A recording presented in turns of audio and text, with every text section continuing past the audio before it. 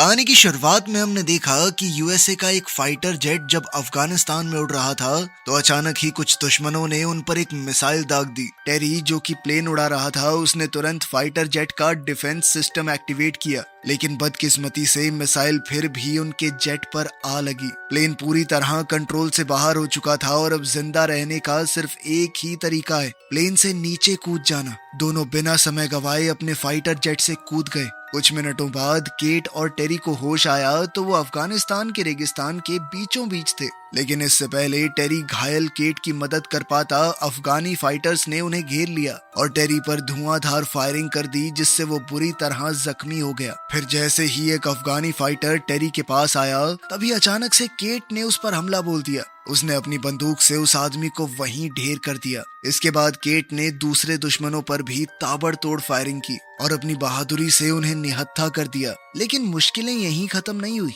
अचानक एक और अफगानी फाइटर वहां आ गया और जब केट उस पर फायर करने लगी तो उसे एहसास हुआ कि उसकी बंदूक में तो गोलियां खत्म हो चुकी हैं। मजबूरन उसने वहां से भाग निकलने का सोचा, लेकिन इससे पहले कि वो दुश्मन के हाथों मारी जाए टेरी ने हिम्मत जुटाई और उस अफगानी फाइटर को गोली से उड़ा दिया। इस बहादुरी के बाद टेरी अपनी आखिरी सांसें गिन रहा था। इस हादसे से केट पूरी तरह टूट चुकी थी। वो अपने साथी के पास गई तो टेरी ने उससे माफी मांगी क्योंकि वो उन दोनों को उस मुश्किल से बाहर नहीं निकाल पाया। ये सुनकर केट की आंखें भर आई। अब उसका सिर्फ एक मकसद था, किसी भी तरह रेस्क्यू टीम से बात करना।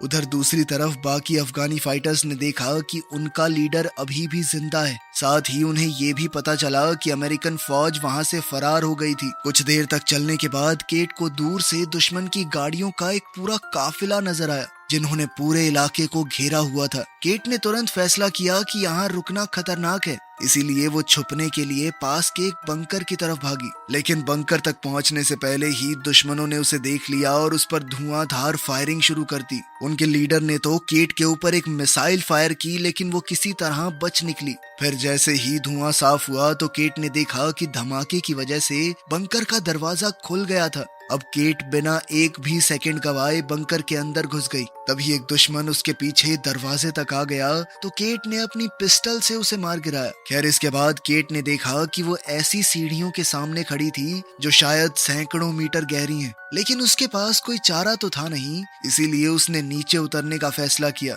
उसे कुछ भी समझ नहीं आ रहा था कि ये कैसी जगह है, पर फिर भी वो धीरे धीरे आगे बढ़ रही थी। तभी पीछे से उसे दुश्मनों के आने की आहट सुनाई दी तो बाहर का रास्ता ढूंढने के चक्कर में केट और अंदर चली गई। फिर जैसे ही वो बंकर के एक हिस्से में गई तो उसे बहुत गंदी स्मेल आई और थोड़ी आगे जाकर उसकी आंखों के सामने जो खौफनाक मंजर आया उसे देखकर वो बहुत बुरी तरह डर गई। असल में वहां किसी की लाश बहुत बुरी हालत में पड़ी थी। इतना ही नहीं बल्कि केट को वहां एक रहस्यमयी डिवाइस भी मिला जिसके साथ कई कागज और रिकॉर्ड्स मौजूद थे जिनमें यहाँ पर हो रहे भयानक एक्सपेरिमेंट्स के बारे में लिखा गया था। उसी पल अचानक उसे दुश्मनों के आने की आहट सुनाई दी तो केट तुरंत अपनी लाइट स्टिक को दूर फेंककर एक बड़े पिलर के पीछे छुप गई। उसी पल अफगानी फाइटर में से एक ने जनरेटर ऑन कर दिया जिसके चलते चारों तरफ रोशनी हो गई और तभी एक भयानक राज का पर्दाफाश हुआ। असल में वहां सैकड़ों कैप्सूल थे जिनमें इंसानों की लाशें बंद करके रखी गई थी।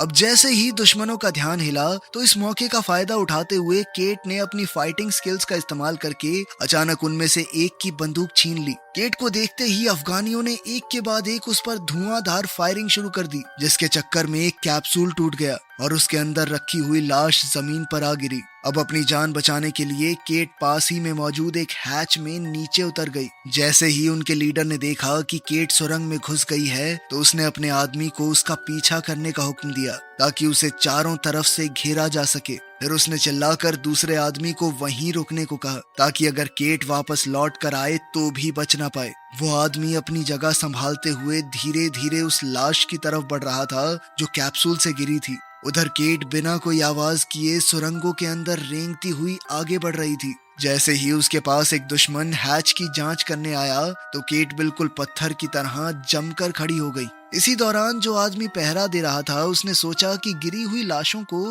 एक पर्दे से ढक देता हूँ। उसे बिल्कुल अंदाजा नहीं था कि उनमें से एक क्रीचर अभी भी जिंदा था और संभलने से पहले ही उस क्रीचर ने उस पर हमला बोल दिया। उसी पल केट किसी तरह इमरजेंसी एग्जिट की सीढ़ियों तक पहुंच गई, लेकिन तभी अफगानों का लीडर मलिक उसके सामने आ गया।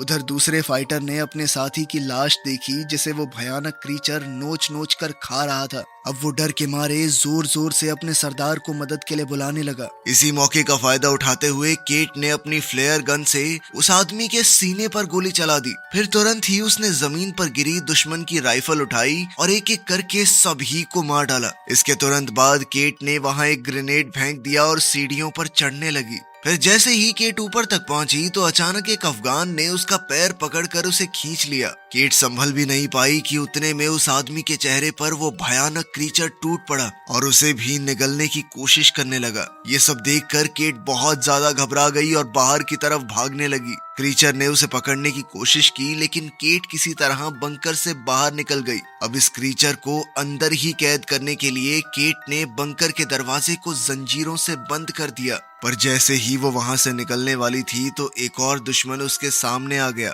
लेकिन जब उस आदमी ने देखा कि वो क्रीचर बंकर से बाहर निकलने की कोशिश कर रहा है तो वो डर के मारे वहां से भाग निकला। तब केट भी अपनी जान बचाकर फरार हो गई, लेकिन कुछ दूर जाते ही अपनी गहरी चोट की वजह से वो जमीन पर गिर पड़ी। इस दर्द को सहने और चलना जारी रखने के लिए उसने दवाई का सहारा लिया। फिर कुछ दूर जाने पर अचानक फौजियों की गाड़ी उससे जा टकराई। जैसे ही फौजियों को एहसास हुआ कि ये तो उनकी ही साथी है तो वो तुरंत उसकी मदद के लिए दौड़े।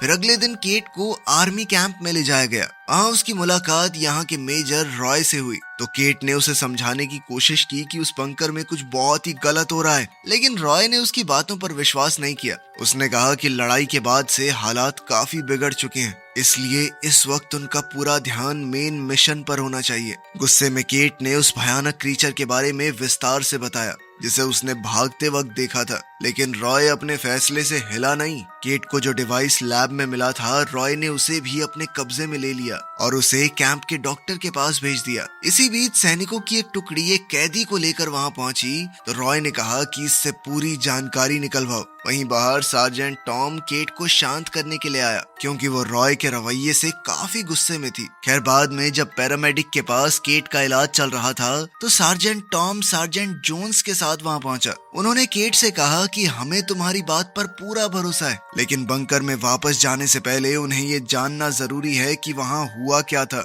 ये सुनते ही केट ने एक रशियन लाइन लिखी जो उस बंकर के दरवाजों पर लिखी हुई थी। उसकी याददाश्त बहुत तेज है तो उसे सब कुछ अच्छे से याद था, लेकिन केट ये नहीं जानती थी कि आखिर इसका मतलब क्या है। तभी अफगानी कैदी ने बीच में कहा कि ये एक चेतावनी है, इसका मतलब है कि इसे खोलना मना है। इसके साथ ही उस आदमी ने दावा किया कि केट ने उस बंकर के बारे में जो कुछ भी बताया सच उससे कहीं ज्यादा भयानक था, इतना कि वो लोग सोच भी नहीं सकते। इस बात पर टॉम थोड़ा उलझन में पड़ गया। उसने कहा कि अगर उस पर रशियन भाषा में लिखा गया है तो लगभग 30 साल पहले उसे बंद कर दिया गया होगा, क्योंकि 30 साल से यहाँ पर रशिया से कोई नहीं आया। तभी डॉक्टर ने उसकी बात को काटते हुए कहा कि कोई भी इंसान इतने सालों तक बंद रहकर जिंदा नहीं रह सकता। इस पर उस कैदी ने एक और खौफनाक बात कही। उसने बताया कि उस बंकर के अंदर जो जीव जिंदा है वो इंसान है ही नहीं। इस बात ने पूरे ग्रुप को गहरी चिंता में डाल दिया।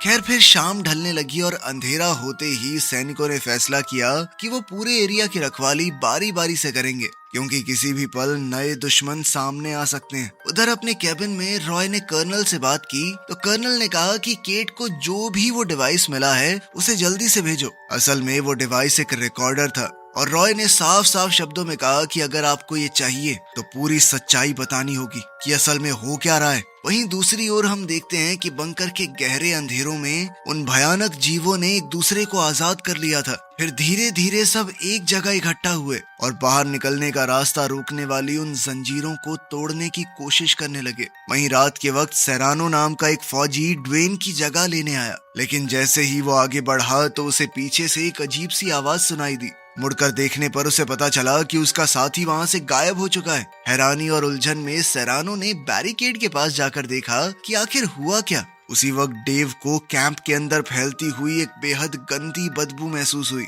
और शक होने पर वो आसपास देखने निकल गया। तभी उसे दूर से वो भयानक क्रीचर सीधा बेस की तरफ दौड़ते हुए नजर आए। तो डेव ने पूरी ताकत से चीख कर सबको बताना चाहा। अलार्म सुनते ही पूरी टुकड़ी ने अपना सामान उठा लिया और तुरंत लड़ाई के लिए तैयार हो गए। पल भर में ही सभी सैनिकों ने बैरिकेड पर अपनी जगह ले ली और जो कुछ भी हिलता डुलता दिखाई दिया उस पर गोलीबारी शुरू हो गई। अब रॉय को पूरी तरह समझ आ गया कि केट सच बोल रही थी। उसने सार्जेंट टॉम को ऑर्डर दिया कि टुकड़ी की अगुवाई करो और सभी खतरनाक हथियारों का पूरी तरह इस्तेमाल करना। इसके बाद सैनिक हमला करके उन क्रीचर्स को खत्म करने की कोशिश करने लगे, लेकिन अचानक ड्वेन पर एक क्रीचर पीछे से टूट पड़ा और सिर्फ एक ही वार में उसका सर धड़ से अलग कर दिया। यह नजारा देखकर उन सबके हाथ पैर फूल गए थे। सिएना ने घबराकर उस क्रीचर पर गोलियां चला दी और उसे दीवार से नीचे गिरा दिया। तुरंत ही पैरामेडिक दौड़कर ड्वेन की मदद करने पहुंचा, लेकिन वो क्या ही कर सकता था। उसी पल उन भयानक क्रीचर्स में से एक ने अचानक उछलकर सैनिकों पर हमला करने की कोशिश की, लेकिन टॉम ने फौरन अपनी बंदूक से गोली चला दी, जिससे वो क्रीचर सीधा मेजर की हट के अंदर जा गिरा। फिर बिना एक भी पल गवाए रॉय उस पर टूट पड़ा और अपनी बंदूक से लगातार वार करने लगा। गोलियों की बौछार से उस क्रीचर के शरीर का एक हिस्सा पूरी तरह नष्ट हो गया। अब कैंप के बाहर सैनिक अलग अलग दिशाओं में फैल गए थे ताकि जितना हो सके उतने क्रीचर्स का सामना किया जा सके। इसी बीच जैसे ही टॉम ने अपनी फ्लेयर जलाई तो उसे दूर से और भी ज्यादा क्रीचर्स आते हुए नजर आए। ये देखकर उसने जोर से पूरी टुकड़ी को तुरंत पीछे हटने को कहा, लेकिन पीछे हटने से पहले ही बदकिस्मती से 2 सैनिक उन क्रीचर्स का शिकार हो गए। साथ ही एक तीसरा फौजी जो वॉशरूम में छुपने की कोशिश कर रहा था वो भी पकड़ा गया।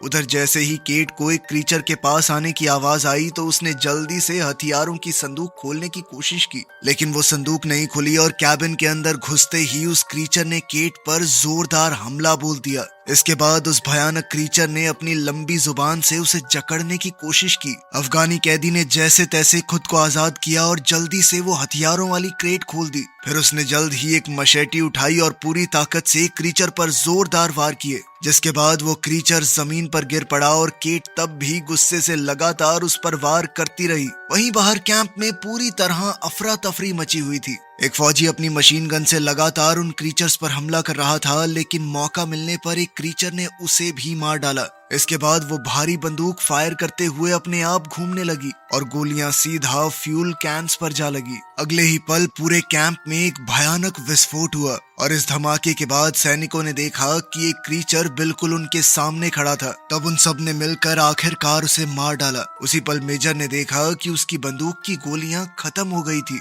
वो कुछ कर पाता उससे पहले ही एक क्रीचर ने उस पर जबरदस्त हमला कर दिया। तब केट और अफगान कैदी के साथ बाकी सैनिक तेजी से बैरिकेड की तरफ भागे। साथ ही जोन्स ने तुरंत कैदी को अपनी गिरफ्त में ले लिया। अचानक छाई खामोशी को महसूस करते ही टॉम समझ गया कि अब यहाँ रुकना खतरनाक है। उसने सियाना को तुरंत हथियारों के बेस की तरफ दौड़ने का हुक्म दिया, जबकि वो खुद पैरामेडिक के साथ मेजर को ढूंढने निकल पड़ा। कैबिन में पहुंचते ही सैनिक ने उस क्रीचर पर एक स्टन ग्रेनेड फेंका और इसी मौके का फायदा उठाते हुए रॉय ने अपना बेसबॉल बैट उठाया और एक जोरदार वार के साथ क्रीचर को गिरा दिया। इसके बाद सबने मिलकर अपने सीनियर ऑफिसर को बचाया और उसे आर्मरी में ले गए, जहां डेव और बाकी सैनिक के कंटेनर को खोलने की कोशिश कर रहे थे। इसी बीच सैनिक बड़ी टुकड़ी के पास लौटे, लेकिन अचानक एक क्रीचर ने उन पर हमला कर दिया। अब केट ने कंटेनर से एक कुल्हाड़ी उठाई और सीधा क्रीचर की पीठ पर चढ़ गई। केट ने उस क्रीचर को काफी हद तक घायल कर दिया, जिसके बाद टॉम ने आगे बढ़कर उसे पूरी तरह खत्म कर दिया।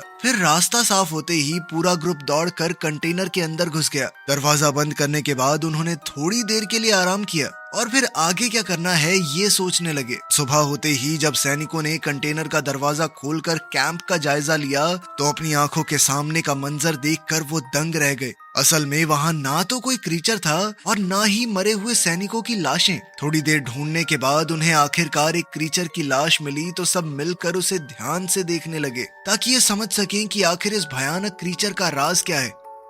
जांच के दौरान डॉक्टर विल्क्स को पता चला कि वो क्रीचर अपने दांत अंदर बाहर कर सकते हैं। उनकी चमड़ी बेहद मोटी है और हैरानी की बात तो ये थी कि उनके शरीर के कई अंग इंसानों वाले थे। सिर्फ इतना ही नहीं, उनके ग्रुप को ये भी समझ आ गया कि इन क्रीचर्स की सबसे बड़ी कमजोरी है धूप। इनका डीएनए पूरी तरह से बदल चुका है, इसलिए सूरज की रोशनी इन पर सीधा असर करती थी। इसी बीच मेजर ने बताया कि कर्नल से बातचीत के दौरान उसे एक खास जानकारी मिली थी। तब उसने केट से माफी भी मांगी क्योंकि उसने शुरुआत में उसकी बात पर भरोसा नहीं किया। फिर रॉय ने बताया कि कई साल पहले एक मीटियोर धरती पर गिरा था, इसी इलाके में आसपास। उसे देखकर रशियन साइंटिस्ट उत्सुक हो गए और वो ये जानने की कोशिश करने लगी कि आखिर ये चीज क्या है। जांच के दौरान उन्हें वहां एक बहुत बड़ी स्पेसशिप मिली जो पूरी तरह तबाह हो चुकी थी। ये देखकर वो लोग पूरी तरह से हैरान रह गए। तब उन्होंने इस स्पेसशिप में मिले क्रीचर के डीएनए का इस्तेमाल करके एक सुपर सोल्जर बनाने की कोशिश की।